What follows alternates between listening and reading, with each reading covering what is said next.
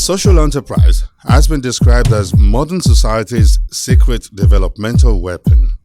On this episode, the Talk TV crew journey to the heartland of Igbo-Elerin, a very rural community comprising of over 300 villages on the outskirts of Ibadan, southwest Nigeria, to engage with a social entrepreneur who a little over 30 years ago founded a social enterprise and successfully grew it from a one-bookshelf library to the world's third largest African-focused library.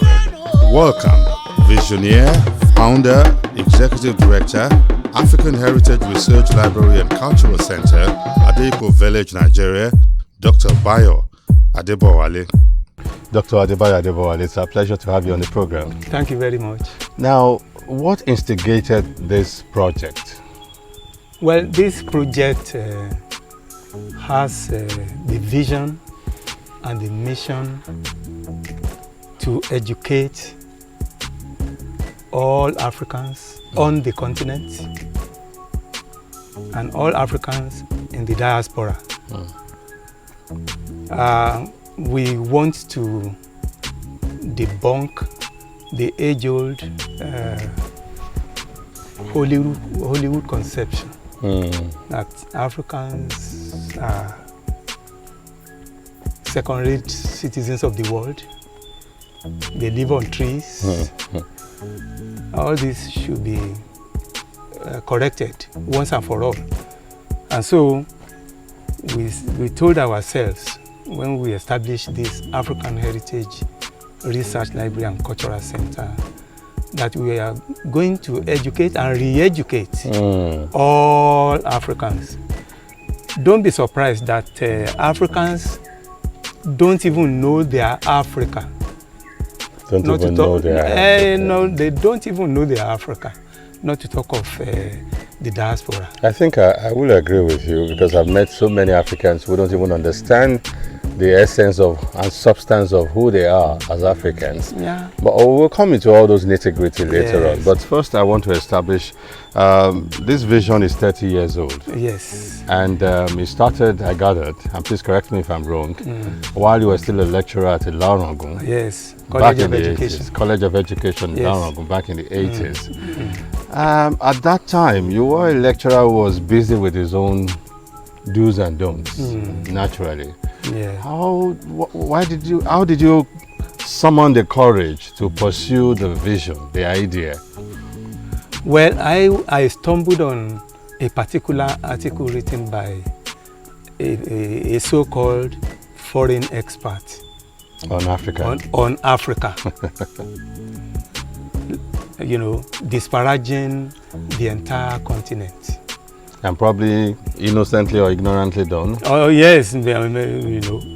Well, he said a number of things which tickled my fancy, which galvanized me into saying that something must be done to begin to project Africa the correct way. You know, who can project us?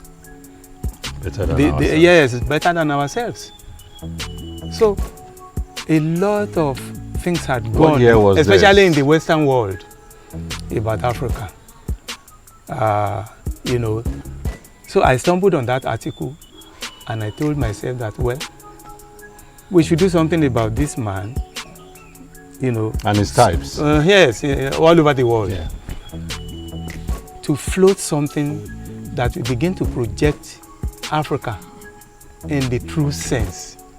You know, so we said we will establish a library, an Africana library, not just only a library, an Africana library, that will begin to project Africa the way it should be projected, the correct way, as opposed to the views of the Western so-called scholars and researchers. Yes, and researchers. Who come in and spend a few months and then begin to claim authority over our Africa.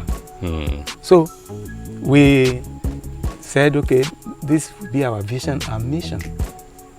We will tell the whole world the true picture. Let them see the true picture of Africa.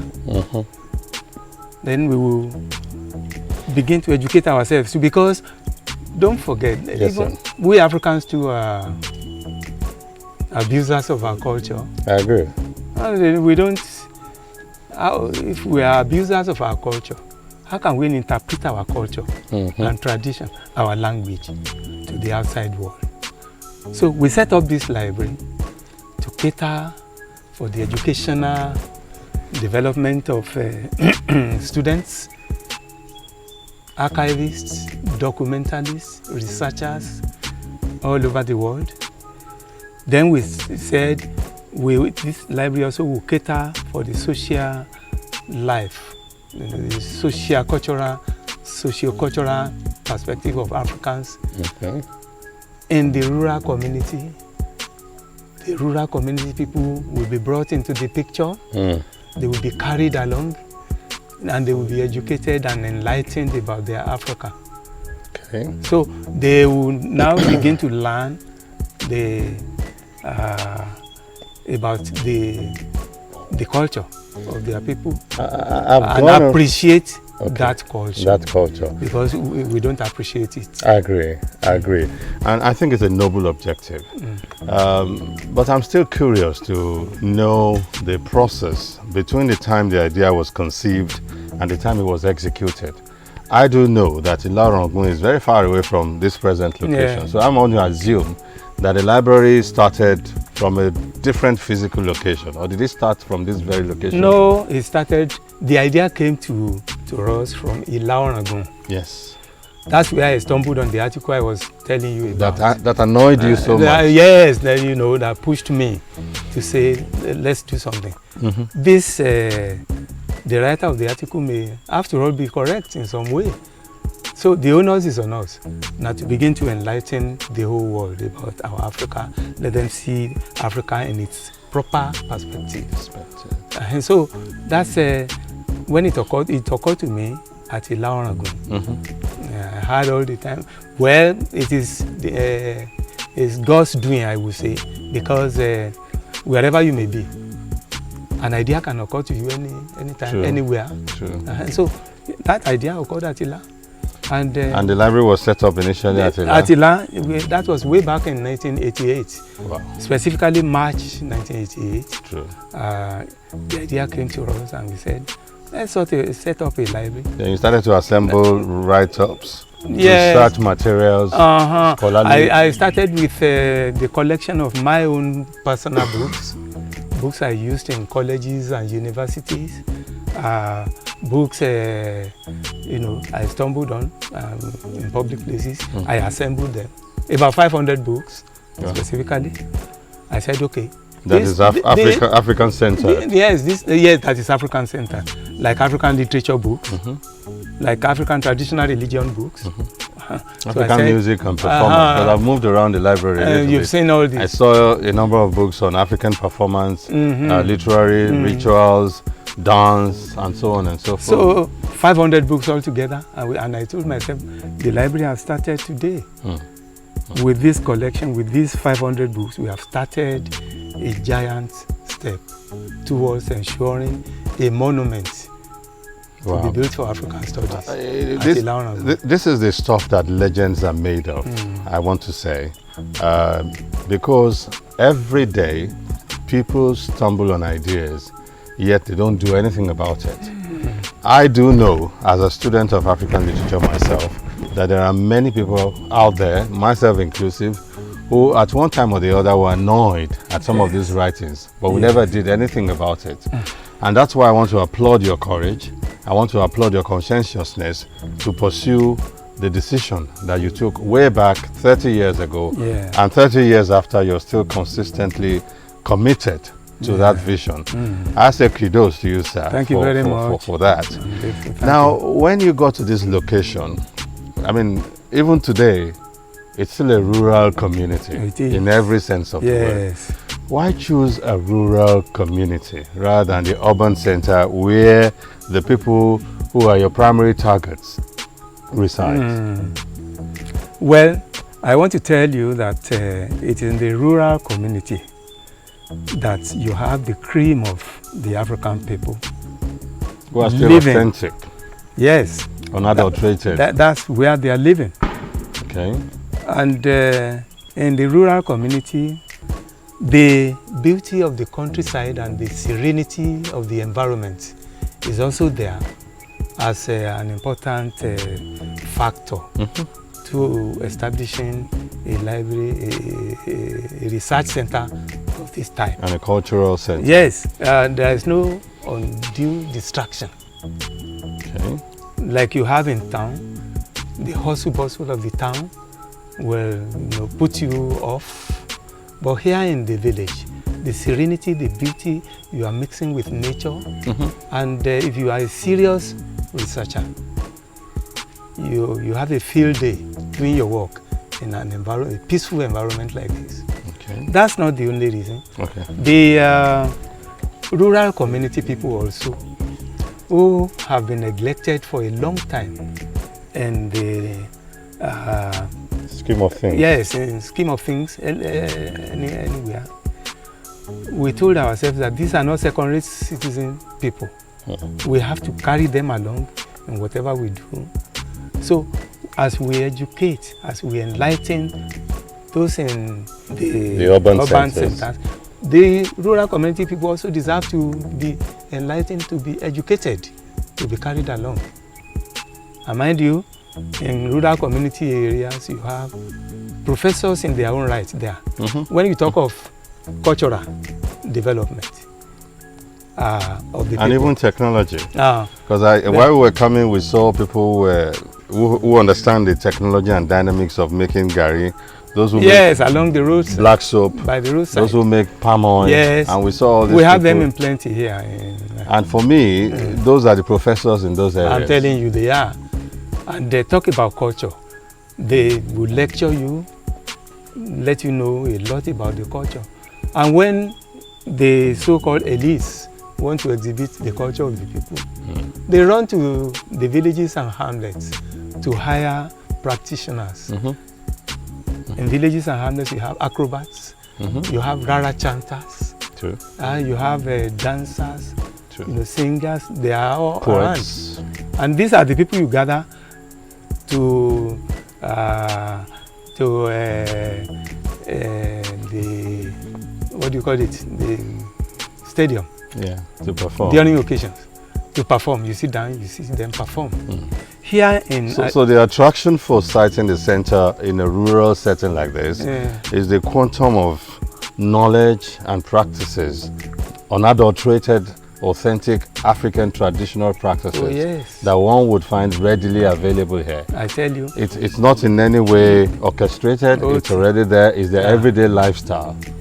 Fantastic. We have succeeded in making library services relevant to the grassroots people.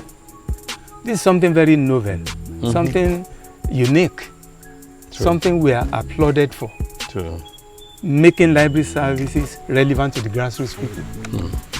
We take care of them, they come, they register free of charge. We don't take a kobo from them. Palm wine tappers, basket weavers, farmers, drummers, all of them are here as our registered members. Poets. And we don't, we don't. I'm talking about rural community people. But they are oral poets, they are here. Oral poets. They are all here. Wow. So we don't take a cover from them. Coming up.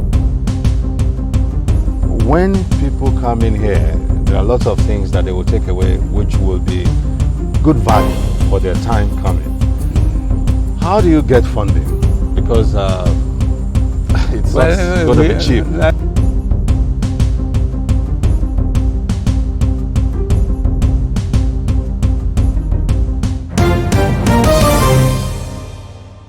If I come in here, what kind of experience will I go away with? What are the facilities available here? And what will they give to me by way of memorable memory? Okay, then this village, as small as it is a village of many parts. When you come here, you have the opportunity to see our Music of Africa auditorium, where we collect works of artists and musicians on the around the country and in the continent and the diaspora. So in our little room there, you find we have about 10,000 works of musicians. 10,000. 10,000 works of musicians collected inside our music auditorium there. African-centered, yes, Africanist musicians. Yes, you get complete works of musicians like Ebenezer Obey, like Sani Ade, like Victor Olaiya, like Jones of the olden days, like Jim Rex Lawson. And then outside of Nigeria, you go to the diaspora, the works of Michael Jackson, the work of Jim Reeves, and the rest. In the Caribbean, you have the works of Caribbean musicians represented there also. Miriam Makeba is also featured. Mama Africa. Yes, Mama Africa. And I bet Fela Anikulapo yeah, of course, that takes a central position there. And the old musicians you may have forgotten have been resuscitated through their works. Yeah, like people like, for instance, Ayinde Bakari. Ayinde Bakari. For instance, yes, King Kenny Tones, like Akintola, Idowu Animashaun, all of these have been brought back and their works are there. Properly accounted. Yes, as a matter of fact, when Tunji Ilana came visiting us, he was surprised to see his work, Unlimited Liability, which he collaborated with Soyinka to produce. In 1982. Yes, he saw it and he confessed that he had been looking for that record all over London. He got the record here and he was surprised. I bet he will quickly copy it. So the owner of the work himself does not even have a copy until he he does not even have a copy. Another example of that is Idowu Animashaun requesting us to give him a copy of the song he sang for Thunder Balogun in the early 70s. Yes, in the 60s. 60s. They sang. I got it. That's like 50 years plus. Of course. So these are some of the things you have to take away. Apart from music of Africa auditorium, you also come in contact with our Anyagalu African Talking Drum Museum. I experienced that when I came today. Yes, we were welcomed with talking drums when the crew arrived. The talking drum, you know, and we have a large collection. Our intention on that is to station a practitioner in front of the African Talking Drum Museum, who will be welcoming visitors and who will be teaching visitors how to dance to the rhythm of the talking drum, the bata, teaching them, especially those our friends from overseas. When people come in here, there are lots of things that they will take away which will be good value for their time coming. How do you get funding? Because it's not going to be cheap to keep the center running. That's $1 million question. Funding has constituted problems. It's a challenge. Yes, for NGOs all over the world. True. Despite the fact that I've highlighted our achievements to you, we still have a number of problems facing us. You know, you asked whether something had discouraged us, wanting us to pack everything up. Now, the condition of the road is one issue that has been dodging us ever since. We have made several appeals to the local government, the state government, to help us rehabilitate the road, the 10-kilometer road from Olorunda to the center here at Adeyipo. So that's one problem we are facing, and if there's free passage, people will be more interested in coming here. Yes. So then, of course, electricity is another one. Electricity. I saw some electrification projects. Yes, it's abandoned now. It's been abandoned. It's been abandoned now. Or it was then put up under rural electrification scheme of the federal government. But suddenly, the poles are there, the wires are there, but they refuse to connect. So the transformers are there also. So what we rely on there is transformers to. So how do you power the center when visitors come?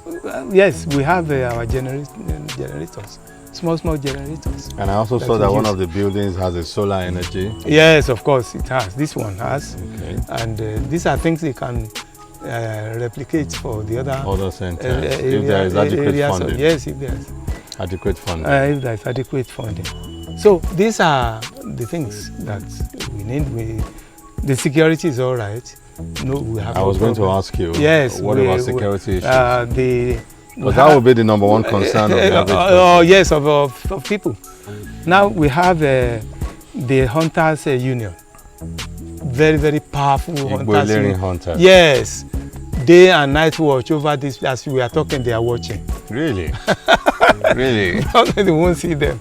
I thought it's only CCTV that watches you without being seen. Akogun has gone. Akogun was sitting down there watching you, and watching us. You know, really? That's the head hunter. Of the hunters? Yes, of the hunters. Wow. So that's that. So security is guaranteed? It's guaranteed. We are in collaboration with the police station around here. Okay. And they come on parade. They do their parade, you know, random parade to ensure that security is maintained. Wow. Yeah. But our chief security officer is God Almighty himself. I like that. I like that. And that's where wisdom is. On our way here, you pointed at a school. Yes. Where you said that's where I had my primary school. Yes. And I was fascinated. And then I saw, okay, the building has collapsed, so a new one has been built. But there's something I saw there that I would want to talk about. I mustn't let you go unless I talk about it. I saw a clock. It's not a clock in the sense of it, agogo. Yes. Because way back, now we ring bells in school. But way back, as some of us learned while we were growing up as toddlers, what we had for churches and for schools were all these giant metals that are, you hit them hard. And when you hit them hard, the sound reverberates across communities, because back in those days, we were talking about tens of kilometers. That's where pupils come from. The catchment area. The catchment area. And I saw one of them again. And you were telling me that that same bell I saw was the one that was rang for you when you were in primary school. Yes. How old is that bell now? I'm telling you that bell must be nothing less than 100 years old. Wow. Because I know that if it was rang for you in primary school, it must be nothing less than 60 yes, years it's now. about 100 if you... And it's still standing on the same tree? On the same tree. And what you used to beat it is still there. It's still there. Nobody is taking it away. That's a bell which used to constitute fear, instill fear in all of us in those days. As people? Yes, it will be. They will ring it 2 times. Okay. When they give you the first ring, wa je gba, wa. My mother will wake me up and say, that is the first. No. You should hurry. If you don't want to be properly caned and disciplined, you should. Mr. Adelusi is waiting for you. Don't. So before the second bell will ring, we will all be there. So you have grace between the first bell and the second bell. And 30 minutes. So you have to speed. So speed, whatever you are doing. But once they ring the second one, even if it's involved that you will not finish bong, bong, bong, bong, it's bong, bong.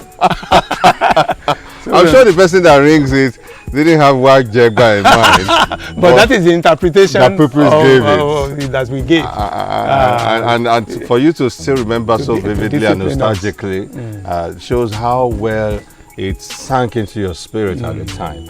But I'm fascinated because you were talking about security. When I saw the bell and I said, oh, how old is this bell? And you said it's over 100. I got down to look at it. The cameraman also takes some shots of it, which I think the editors will show us. But I saw the gong, the metal that is used to beat it, still hanging there, on a tree, and it's just there. Then I was telling the crew members that if this metal was hanging on this tree, unguarded, without any security in the city, I bet it won't last for 2 hours before somebody will take it. Yeah, not here. Not here. You see that bell? I paid homage to that bell you saw in some of my writings. And there's a book, Lonely Days, which Lonely Days I've read. Yes, I pay special tribute to the bell. Wajegba bell. So that's the bell? That's the same bell. And I have succeeded in using the Kufi St. Andrews area as the location for my stories. They made a very strong impact on me as a writer. Wow. I know every inch of the soil around that place. I have talked about Mr. Adelusi in my writings, and the Widow's Road in front of the bell there. Wow. So everything just will be coming to my brain afresh, as if it happened only yesterday. That's such I will not wrap up the interview unless I also engage with the chief librarian of the library of the center, whom will be joining us on set. Okay. Right after this break. Don't you go anywhere. Coming up. 10,000 collection is no mean feat. Many radio stations around don't even have up to 35,000 collection of music.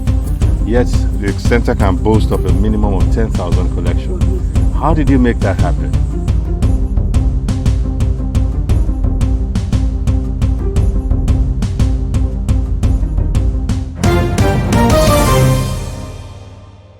All right, you're welcome back, and we're still at the African Heritage Research and Cultural Center in the rural setting of Adeyipo in Oyo State, Southwest Nigeria. And we're still speaking with the visionaire, Dr. Bayo Adebowale. However, we've been joined by the Chief Librarian of the Center, who has been Chief Librarian of the Center since inception, Iyafin Yeye Akinlemale Funua Olade Iyami Ekabo. You're welcome to the program. Now, I am curious to know, you originally came from California in the United States of America, and you've been here for more than 3-4 decades. What has kept you here? You mean at the center? We're talking about center. No, let's start in Nigeria. In Africa. In Africa, because Akinlemale is a Swahili name, so I want to believe that you've been around Africa a bit. No, I haven't been, but story. Oh, okay. Which we will have some time later on to talk about outside this setting. What has kept you in Nigeria for 3-4 decades? Well, actually, the only reason why I came to Nigeria is because when I was 11 years old, I said my children must never grow up in America because of the racism. Okay. So I was only, since I was 11, I was looking for where. By the time I was 19, I got to Harlem, which is a big black community ghetto combination. In New York? In New York. So they had tables on the street. They sell things from tables. There was one table for Yoruba temple.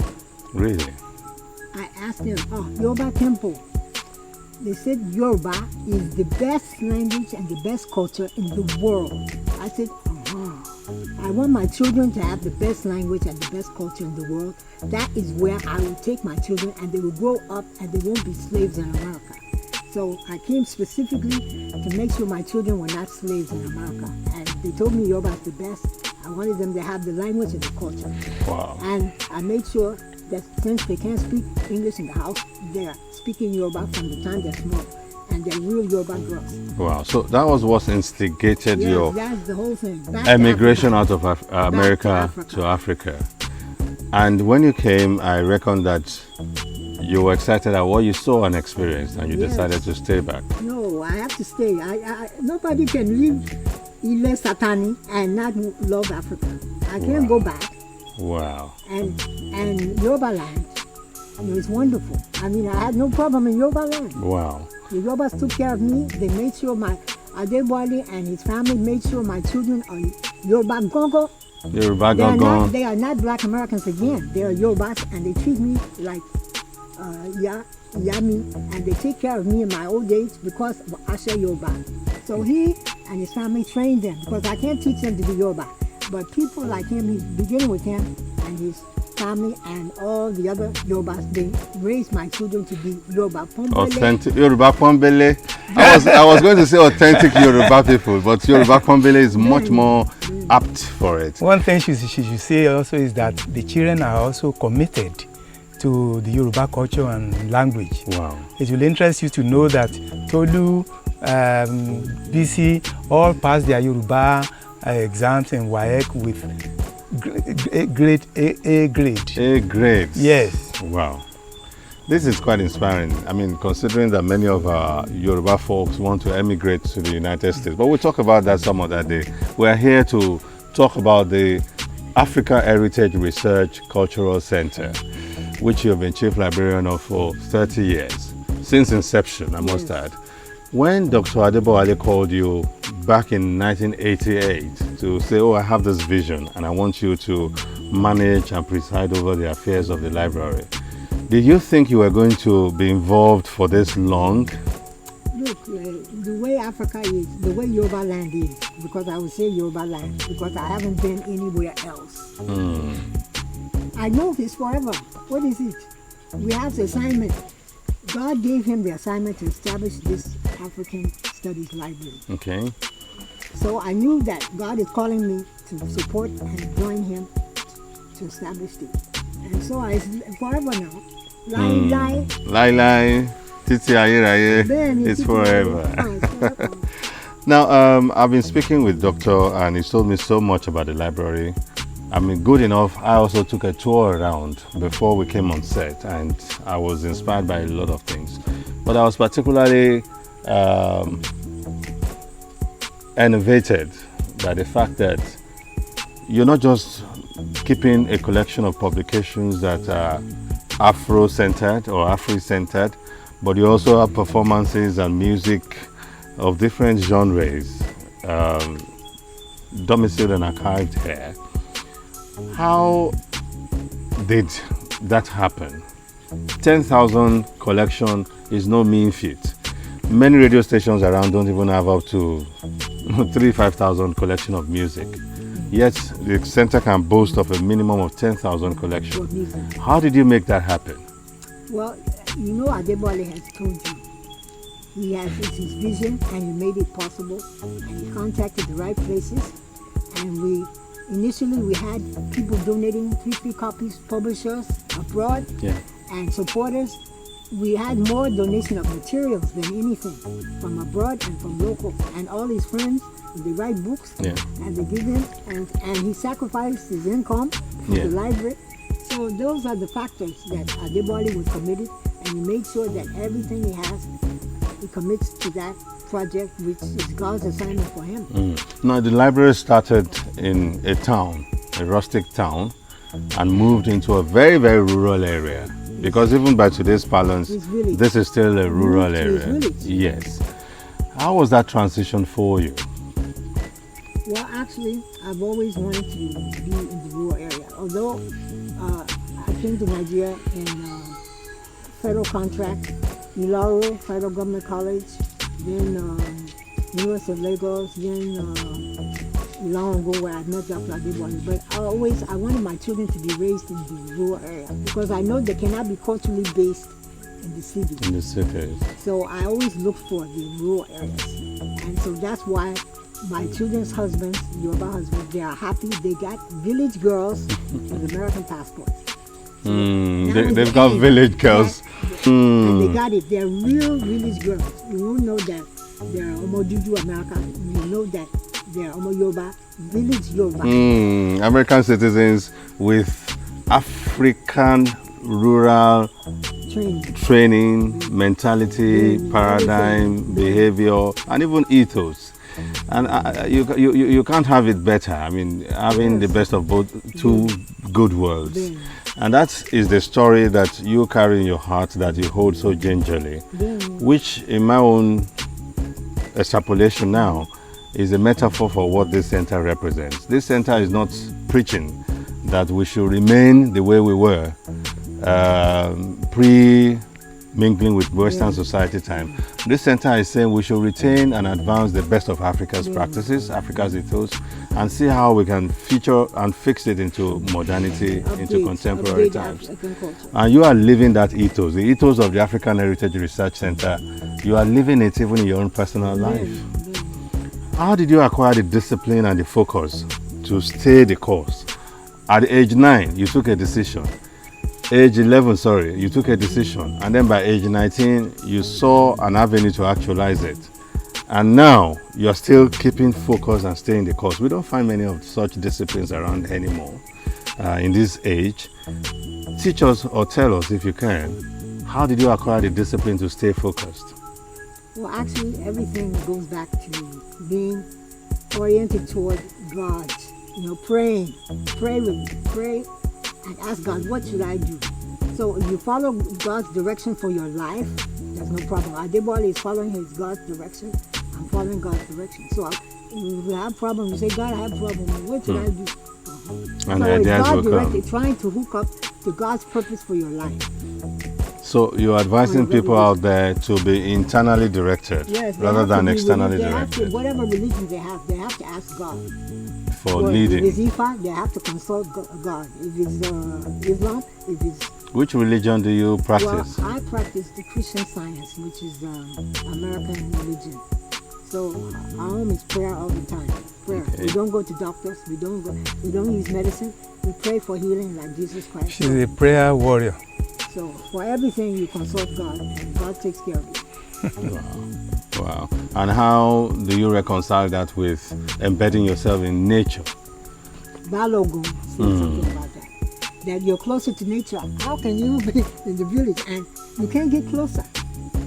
And that's when you have time to think about God. You know, in Lagos and Ibadan, I don't have time to think about that. Yeah. I don't have time to read my Too Bible. many distractions. But here, you can face God squarely. And so it's ideal, right next to God's own nature, beauty, everything, peace. So nature enhanced spirituality has Yes, helped you it to does, stay it focused since then. Now, looking at the center, it's an organization that is very efficient and effective, that is behind all of what we've been able to see at the center. And you presiding over that organization. What are the challenges that you face in the course of discharging your responsibility? Number one is, of course, financial, and that's our problem. And so we just have to appeal to people to assist us. They can start as small as donating books every year to us. If they have their old school books they don't want, we have some lawyers that said, oh, I want to get rid of these things, these magazines, as well as law books. Every year they say, come and take these. So start on that level. Give us your books that materials, you or you have newspapers. Even that's why we have a very large. Some people were shocked that we have newspapers. So and magazines. Yes, but newspapers. You can imagine. Some people go in the town. You can't see the back issues. The real something. Because I also saw that there are areas that need repairs. Yes, so the financial support is next. But book support, then financial support. What about personnel issues? Well, you will be needing volunteers. Baba has talked about some volunteers, we need performance. Volunteers. We've had some volunteers. Volunteers, fine. But we need money to pay our staff. That's basic. Or on a regular basis. On a regular basis. No, volunteers are welcome. You know, UI, sometimes they send 2 or 3 from library science. We love volunteers. Come. No, I'm facing you. I'm all right facing you. Yes, ma'am. Yes, no, volunteers. Anybody wants to volunteer, we will take care of you. Don't worry. Just come, volunteer. We will make sure Balogun will take care of you. Balogun will take care of me. Now, the community. The community. What can you tell us about the community? You see, there are over 300 villages that gather from above. Culture is, as you expressed, the guardians of our culture, custodians of our culture are in the village, and they're the real Africans. They treat you well. They teach you. The reason why I don't know English up to now is because I wasn't in the village. Gong, gong, gong. If I was in the village, you see all these silly people, they will say, you can't speak Yoruba because I tell you 1,000 times to pronounce do, me, re, mi, and I can't do do, re, mi. But in the village, they will even tell me, they will imagine what I want to know, and they will tell me.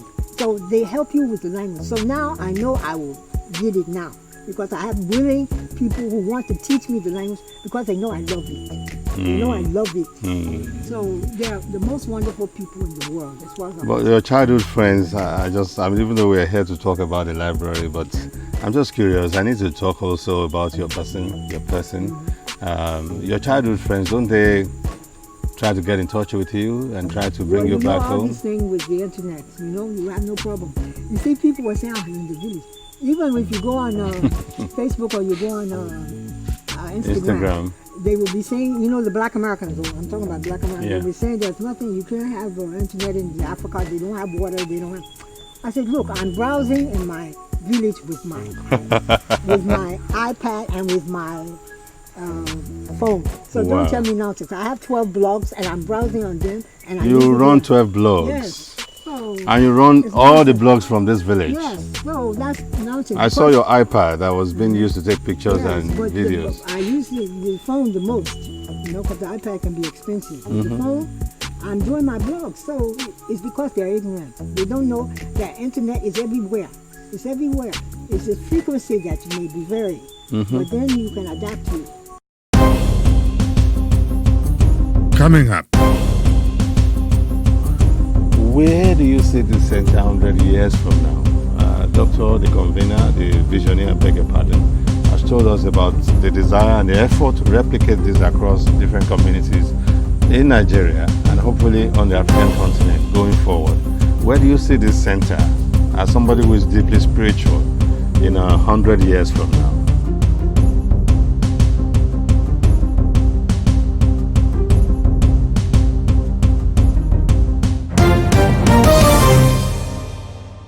Yeah, do you know that your life is even projecting the message, the ethos, the philosophical focus of the center? Yes. Your that's why I life. can't leave the center because we're the same.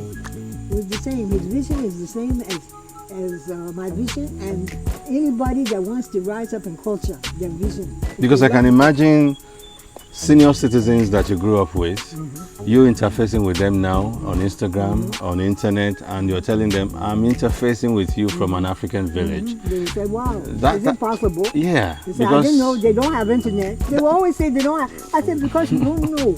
You don't know. Because that's more believable than me writing articles or even going to America to tell them that in my village in Africa, these and these are available. Fantastic, and that's awesome actually. And I bet if you cut the videos of the interview and you send it across, that these are Africans I will send it everywhere. recording My goal in is my that village. all my Black Americans that can come back to Africa will come back. Wow. It won't be everybody, but it will be a lot of people who want to come back. Even as senior citizens. Especially because they get retirement. Most of them are waiting for retirement, so they will have a source of income. The biggest fear that the blacks have of coming to Africa is income. And the retirees, they have their social security. They send their social security check here. Yeah. They send it to Africa, wherever you are. Wherever you are, they So send they'll it have there. guaranteed income. So many of them are waiting for retirement to come because they're afraid that they can't set up business, maybe they can't get jobs, this and that. But the government will take care of you even if you're in Africa. That's awesome. Yes, if you get your social security, you've been working like a slave in America, you will get your check. And I also understand that you've bagged the number of traditional titles No, I haven't. It's only one that will happen on Sunday. this Sunday. Appreciating me for promoting Yoruba culture, and I so cherish And it. language. Tell us about it.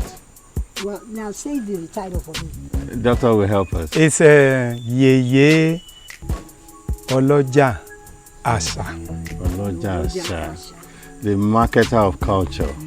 That's my own interpretation. I hope I'm right. And That's tradition. real, That is real it. English, Globally, and translate in English, they say ambassador of Yoruba culture.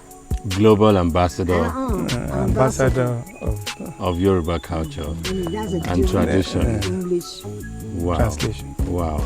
And I think that it's a feather that you deserve. It's a feather that fits very, very neatly And it all shows that if you stay focused to your calling, all the rewards and accolades that you deserve will come knocking at your doorstep. I think that's one very critical message that we need to send out to our people out there.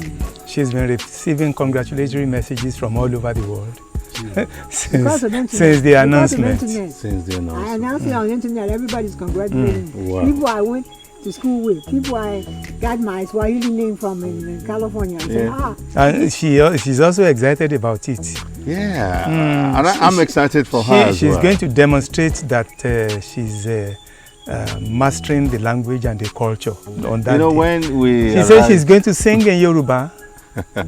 And when we arrived, the drummers were welcoming us with the drums. And I saw her dexterity. Her dancing. dexterity. Iṣẹ́ Olúwa ni Olódùmarè ó ti ṣe. Olódùmarè ló ṣe. Orúnmọlà ó ti ṣe. The only Orúnmọlà help me. Yeye will sing a song to you. Wow. In Yoruba before you go. We'll join you. We'll join you. And before we wrap things up, the secretary to the center is also available. I think she can walk into set. Please walk into set. Yes. Balogun will introduce her. Balogun, Ebawa, introduce Yes, you. that's the energetic, charismatic secretary of the African Heritage Research Library and Cultural Center. She's been doing a wonderful job for the center since she joined us. She's something like a whiz kid, and she's Gbemisola Edun. Gbemisola Edun. I saw a photograph where Yeye Akinimeli and Governor Adegbeshola, and she was the one I saw in that picture. Together. I want to applaud and appreciate you also for all of the yeoman job that you're doing here. Sister Gbemisola, I'm trying to do a hybrid now. The hybrid. Arabin Gbemisola. Thank you so very much. Thank you, sir. And we appreciate you. Before we go, and we're going to celebrate the center on set, before we go, where do you see this center 100 years from now? Doctor, the convener, the visionary, I beg your pardon, has told us about the desire and the effort to replicate this across different communities in Nigeria and hopefully on the African continent going forward. Where do you see this center as somebody who is deeply spiritual in 100 years from now? Well, because God is directing him and God has given him this assignment, and those of us working with him will back him up with prayers and work and pray. Not just prayer, but work and pray. It's going to be, you see, right now, 100,000 volumes for African studies. We're the largest in Africa. Really? We're the first. We're talking about African studies. We have more African books than UI. That's why the UI students, if they want to do African studies, they have to come to us. Really? Because we're talking about African books. You know, UI and all the universities in Africa, they have problem meeting the needs of Oyembo books, science books, law books. So the Africana is always small. They don't have money to have Africana. You know, they're the ones that should have big Africana. Yes. Even Nigeria Library, they should have big. But Adebowale has made, we're the largest in Africa. We're the first rural-based. No parts of Africa have done African studies. You know, the North Africans are doing Islamic studies. We have some anthropology in South Africa. So we're the largest in Africa. But the largest African studies library is not in Africa. It's in US, 250,000. Volumes. UK, University of London, 200,000. So our goal, 100 years, we're going to be, Adebowale's dream is, if you want to study Africa, you should go to Africa. You should not go to Northwestern and US and UK. We're going to be the largest African studies library in the world. Everybody will have to come to African Heritage because we will have the largest collection. Amen. That's why all of you must. All these workers, I say, whoa. You have 2 books a year, 3 books a year. You say, I want to donate these 3 books to Africa. You have to be all a part of it. We can't do it alone. And Adebowale has not done this alone. Everybody has done from the small to the big. Big. and it's growing, and we can see the exponential Yes. growth that it has recorded. The largest collection in Nigeria Africa. presently, And Africa. in Africa. In Africa. African studies, we stress African studies. You know, they would say largest library. It's not the largest library. It's the in African largest studies. African studies. Largest library in African studies. Yes. But the vision is for it to be is the third in the world now. Even the third in the world is an accomplishment, I would It say, is, but by it's because any Africans have not stretch. done their work now. Because can you imagine the largest is 250,000? That's small. You know it's small. The U.S. is small. We want millions. Millions of volumes. You know, so that's our goal. That's the We kind will of have it person I every am year. too, by God's grace. And God By is God's behind grace. us, so there's nothing impossible for God. Yes, yes, and I want to say that that's quite motivational. It's quite inspiring for me, and very challenging. Very, very You have to be challenging. part of it. You have to be part of He's it. I'm already already part part of it. This is not his first time of coming here. No, that's not it. You have to be more. But part of I'm it. going to You have to do more. You have to do more. I'm You going to have give to do books, more. And you have to find people to give money. Yeah. You can't just be looking and saying that's nice. Bring your 2 books every year. You know, right? If all of you give something every year, books, we will have some more new books. Abi? Yes, yes. And I like the fact that though this is the third in the world in terms of African studies, collection of books and volumes and materials, but I like the fact that the ambition is to surpass the second and the first and grow to be the biggest and the best And the and the best. most resourceful on the continent. Arabic Bemisola, Thank you. we appreciate you. Yeye, Olade, She wants to Yeah. sing to you. yeah, will sing us out on the program today. And you have said that the visionaire is the Balogun Center, Dr. You know, he Adebayo. has 5 chieftaincy titles. Isn't that 5? We know. Okay, but you didn't mention it. Did you mention it? No. No, because I know he doesn't really. He doesn't want to hear about he's that. not. He's too modest. 5 chieftaincy titles. And the last one, just tell me what it is. Balogun. I shall say the whole thing. No, I'm talking about Agbashaga. Balogun right Oh, now. Because okay. it's Yoruba land. It's the Yes. whole Yoruba land. Balogun Agbashaga. Balogun Agbashaga Yoruba of land. Yoruba land. Gbogbo Gbogbo Yoruba. Well, we can go on and on. Unfortunately, time is not our best friend. And Yeye Akilemali, Yeah. Iya Mi, Olade, I appreciate you for the good work you're doing here. The good Lord will continue to energize you I say what? and enable you, and will continue to give you all the resources you require Say what? Whoa, whoa, whoa. to chart the center forward more and more.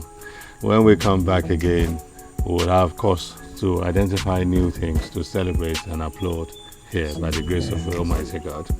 Arabic Bemisola, we thank you as well also for showing face on the program. And Dr. Bayo Adebowale, the visionary and founder of the Africa Heritage Research and Cultural Center here in Adeyipo, a rural setting in southwest Nigeria.